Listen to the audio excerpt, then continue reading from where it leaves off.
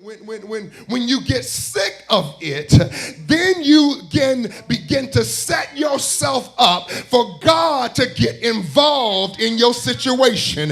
When you get sick of it, it turns the red light on the exit sign. When you get sick of it, it's your signature on their walking papers. When you get sick of it, it moves you to a place where there's no longer a yellow light and a red light, but God gives you a green light to move forward with what God is trying to do in your life. All I'm simply trying to say, God is inviting you to come into a place where you say, I am sick of this. And the church said, you are with me? Can I talk to some folk in here?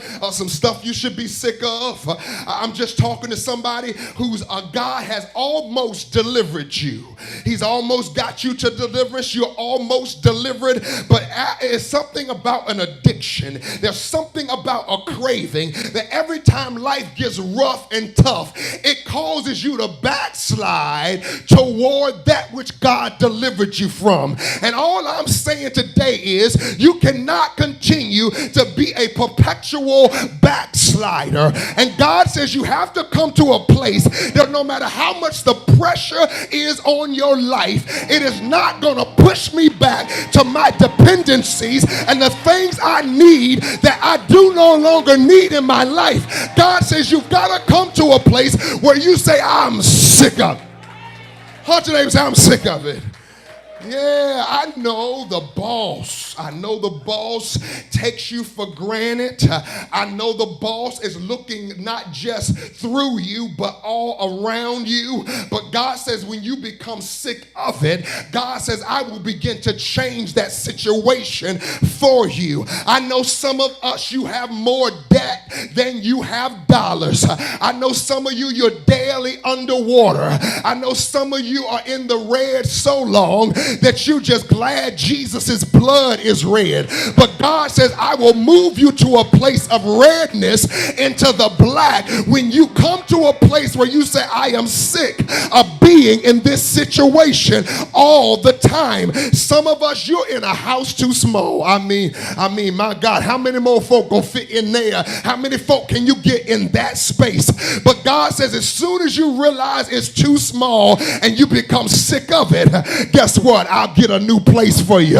That car you driving, I know it's a hoopty, but I'll elevate you when you get sick of it. And the church said, some of us have more vision than provision. And God says, I am working on those who are sick of it. Somebody in here needs to know that God is delivering you from drinking and from drugs. But once you get really delivered, you become sick of the feeling. You become sick of the high. You'll become to a place where you know what? It's better to have Jesus than the high that doesn't satisfy me. You have to become sick of it, saith the Lord. You are with me, aren't you? Oh, yeah. And then there are those of us in relationships. You're in relationships where your spouse puts their friends before you. They put their friends before your love. They put their friends before your family. God says, I'm fixing to deal with those who are sick of that.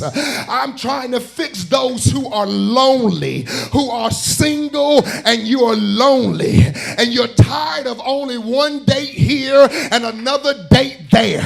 Well, guess what? God says, I didn't make you to be a professional dater.